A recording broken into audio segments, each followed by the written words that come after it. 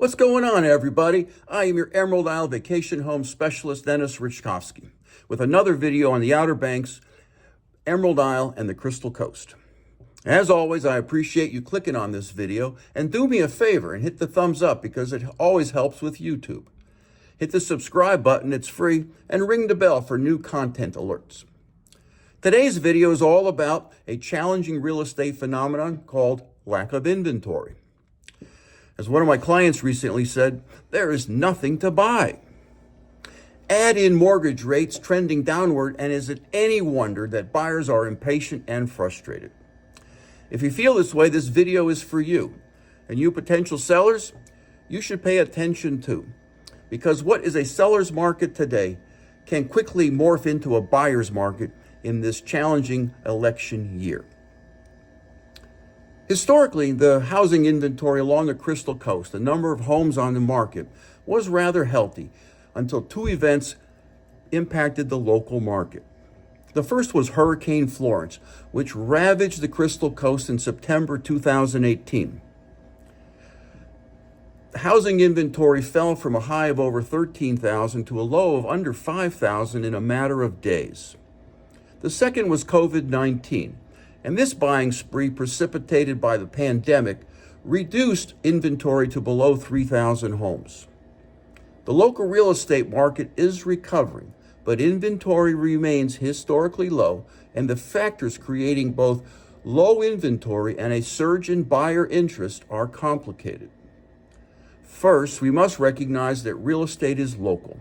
What applies in California may have no bearing on the market in North Carolina, and the market in Charlotte, North Carolina may have no bearing on the market along the Crystal Coast.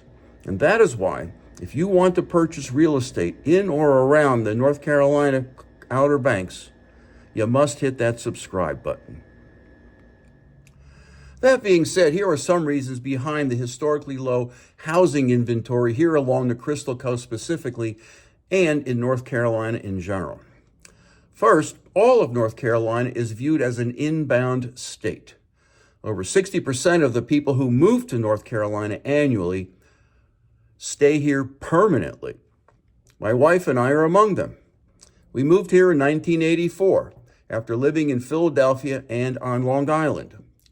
We had no expectations of remaining here for the balance of our lives, but we have. We found North Carolina a great place to start a business, raise children, and enjoy life. North Carolina is a variety vacation land from the mountains to the sea. We weren't the only people to make these discoveries, which may explain why the population has more than doubled from 5 million to over 10 million in that time.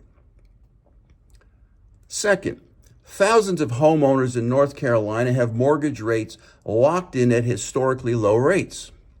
You can feel lucky if you bought a house or refinanced your mortgage in the decade leading up to the spring of 2022.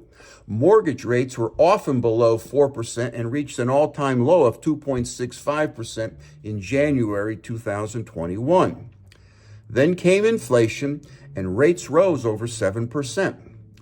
In the world of mortgages, that's a gigantic difference. So it's not surprising that homeowners are reluctant to sell and look for and buy another home with a higher and often larger mortgage. Take, for example, a couple with 2 children. They purchased a 3-bedroom home back in 2020, right before the pandemic. They got a great price under $400,000 and a great rate under 3%.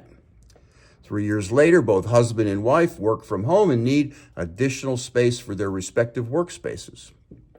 If they want to find a bigger home, prices will be about $700,000 and mortgage rates will be about double. No matter what they put down, the monthly mortgage payment will increase, and so families decide to make do with what they have. And this is a discussion many families across the state of North Carolina are having right now. Third, we have had an explosion of institutional investors, including universities and churches, looking to invest excess cash. Until recently, the stock market has been a disappointment. So taking advantage of lower interest rates, these institutional investors put their money in real estate to the point that they now own 24% of all single-family homes, up from 15% just a year ago. And they own 25% of all apartment complexes.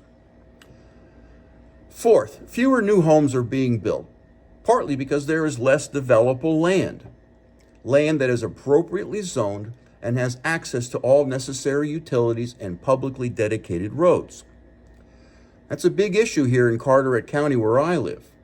Carteret County is the third largest county in North Carolina by area, but fully 60% of the county is water. That's one reason.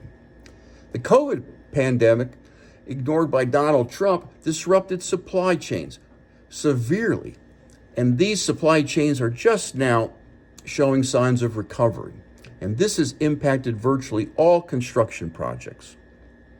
And nearly every builder cannot find enough skilled craftsmen to meet demand. This labor shortage has been going on for years, however. I can remember when my general contractor stayed on the job site while masons laid all the bricks on our home.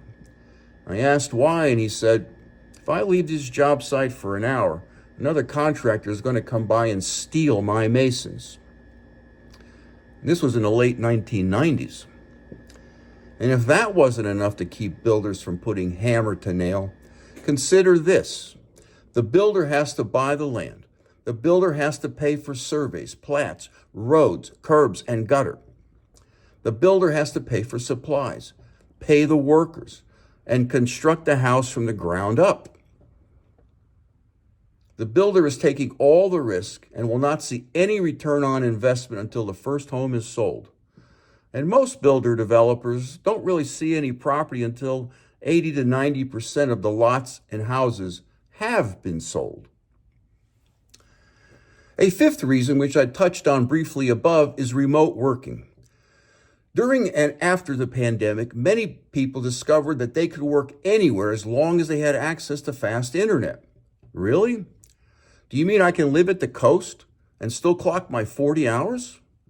More space for my family, a yard for the dog, great schools for the kids, and minutes from the ocean, sounds, and lakes for all my toys? Sign me up.